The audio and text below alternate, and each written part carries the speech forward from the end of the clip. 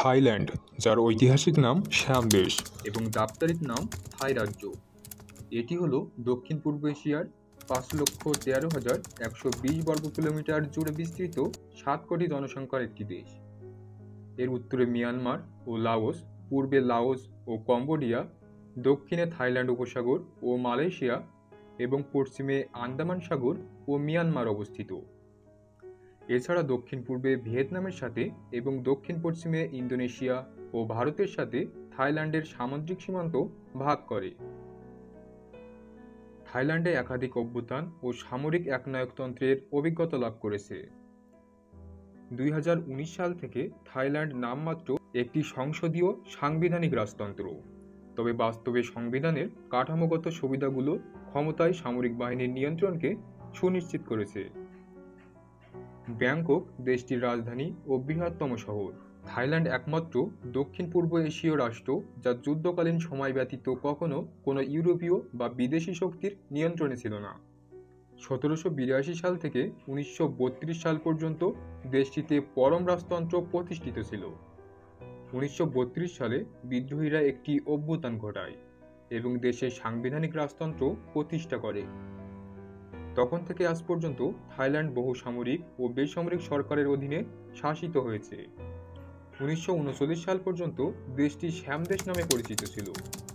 ওই বছরের নাম বদলে থাইল্যান্ড রাখা হয়, তবে ১৯৪০-এর দশকের শেষের দিকে আবারও একে শ্যাম দেশ নামে ডাকা হতো। ১৯৪৯ সালে দ্বিতীয়বারের মতো থাইল্যান্ড নামটি গ্রহণ করা হয়। থাইল্যান্ডের মধ্যভাগে রয়েছে একটি বিস্তীর্ণ উর্বর সমভূমি। এই সমভূমির মধ্য দিয়ে দেশের প্রধান নদী চাও ফ্রা এবং এর শাখা নদী ও উপনদীগুলো প্রবাহিত হয়েছে। এই অঞ্চলে দেশের ধান ও অন্যান্য ফসলের অধিকাংশের আবাদ হয়। মধ্যভাগের সমভূমির পশ্চিম, উত্তর ও পূর্ব দিকে ঘিরে রেখেছে পাহাড় ও মালভূমি। পশ্চিমের পর্বতশ্রেণী দক্ষিণ দিকে মালয় উপদ্বীপে প্রসারিত হয়েছে। থাইল্যান্ডের রাজধানী ও বৃহত্তম শহর ব্যাংকক চাও ফ্রায়া নদীর মোহনায় থাইল্যান্ড উপসাগরের তীরে অবস্থিত। থাইল্যান্ডের জনসংখ্যার সংখ্যাগরিষ্ঠ থাই জাতির মানুষ।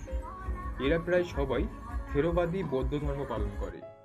থাইল্যান্ডে বসবাসকারী অন্যান্য জাতির মধ্যে আছে চীনা, মালয় ও আদিবাসী পাহাড়ি জাতি, যেমন মং ও কারেন। থাইল্যান্ডের পরিশীলিত ধ্রুপদী সঙ্গীত ও নৃত্য এবং লোকশিল্প বিখ্যাত। কৃষিপ্রধান দেশ হলেও ১৯৮০-এর দশক থেকে থাইল্যান্ডের অর্থনীতির দ্রুত উন্নতি ঘটেছে।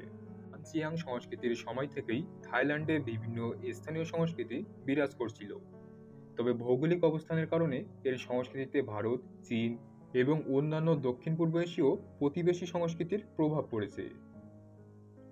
প্রথম সিয়ামিস বা থাই রাষ্ট্র হিসেবে বিবেচনা করা হয় বৌদ্ধ সুকোথাই সাম্রাজ্যকে, যার সূচনা হয় ১২৩৮ সালে। চতুর্দশ শতাব্দীর মধ্যবর্তী সময়ে বৃহত্তর সিয়ামিস সাম্রাজ্য আয়ুথায়া প্রাধান্য লাভ করে। ১৪৩১ সালে সিয়ামিস সৈন্য কর্তৃক অ্যাংকর লুণ্ঠনের পর অ্যাংকরের অনেক হিন্দু প্রথা ও আচার অনুষ্ঠান সিয়ামের সংস্কৃতির অংশ হয়ে পড়ে।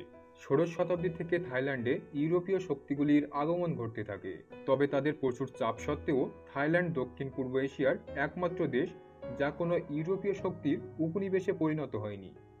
এর প্রধান দুটি কারণ হল সপ্তদশ ও অষ্টাদশ শতকে থাইল্যান্ডে ধারাবাহিকভাবে যোগ্য শাসকের শাসন এবং ব্রিটিশ ও ফরাসিদের মধ্যকার শত্রুতার সুযোগ নেওয়া। অবশ্য ইউরোপীয় চাপের কারণে তারা ঊনবিংশ শতকে বিভিন্ন সংস্কার করতে বাধ্য হয় এবং ব্রিটিশদের ব্যবসায়িক সুবিধার জন্য কিছু বড় ছাড় দিতে হয়। উদাহরণস্বরূপ ১৯০৯ সালে অ্যাংলো-সিয়ামিক চুক্তির ফলে তারা দক্ষিণের ৩টি প্রদেশ হারায়, যা পরবর্তীতে মালয়েশিয়ার ৩টি উত্তর প্রদেশে পরিণত হয়।